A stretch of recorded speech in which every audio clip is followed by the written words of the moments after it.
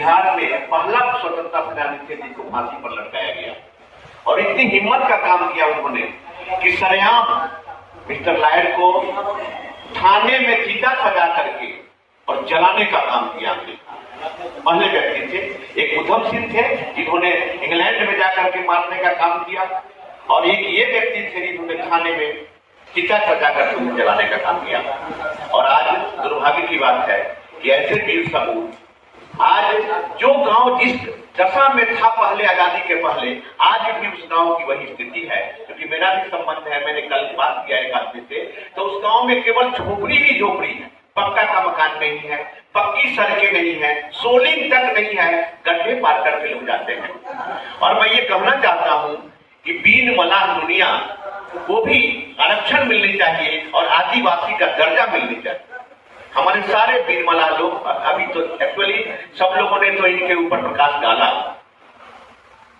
मैं थोड़ा सा राजनीति, क्योंकि ये लोकतंत्र आजादी के लिए ही आजादी के दीवाने ने अपनी कुर्बानी दी। आजादी का जो वर्तमान दशा है, आजादी मिलने के बाद सबसे गरीब स्थिति में बीन मलाह दुनिया है इस भारत में।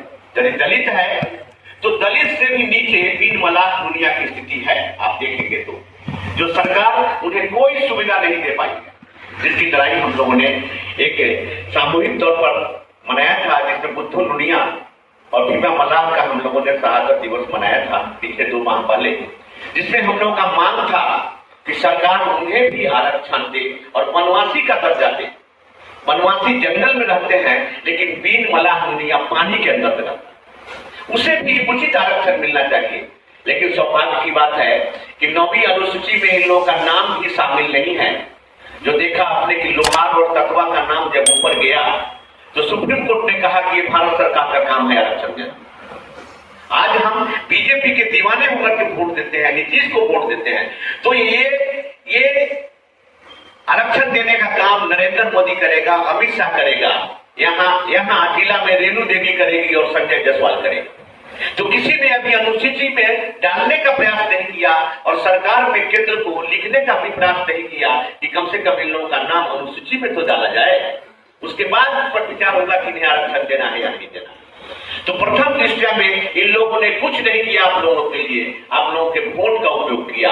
और आज भी बीन मलाह दुनिया भाजपा दीवाने की तरह घूमते हैं। अरे क्या मिला आजादी के इस 75 साल के अंदर में? आपको कुछ नहीं मिल पाया।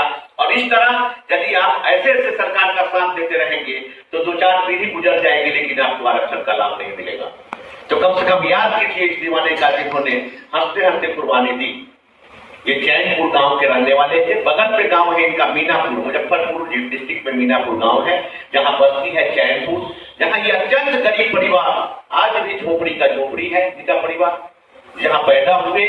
और 1942 के आंदोलन में वहां गोलियां चली और एक आदमी मारा गया, जिसको बदले की भावना को लेकर के इन्होंने उस अंग्रेज जो थानाध्यक्ष था, थाना प्रभारी था, जिसको सरेआम सीता सजा करके जलाने का काम किया। ऐसा हिम्मत बिहार में किसी ने नहीं दिखाया। लेकिन दुर्भाग्य है कि इतिहास के पन्नों में इनका नाम नहीं, इन्हें कोई जानता नहीं है, किसी ने जनाने का प्रयास नहीं किया। क्योंकि एक गरीब परिवार से आते थे, वही मंगल पांडे होते, वीर कुंवर सिंह होते, उनका नाम तो होता, उनका नाम तो चल रहा है आजादी के दीवाने में।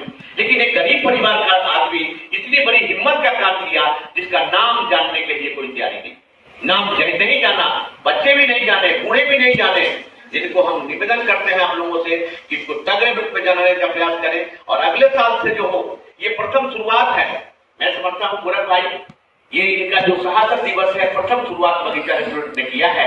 और अगले साल से मैं उम्मीद करता हूँ कि गांव गांव में इनकी शहादत दिवस मनाई जाएगी।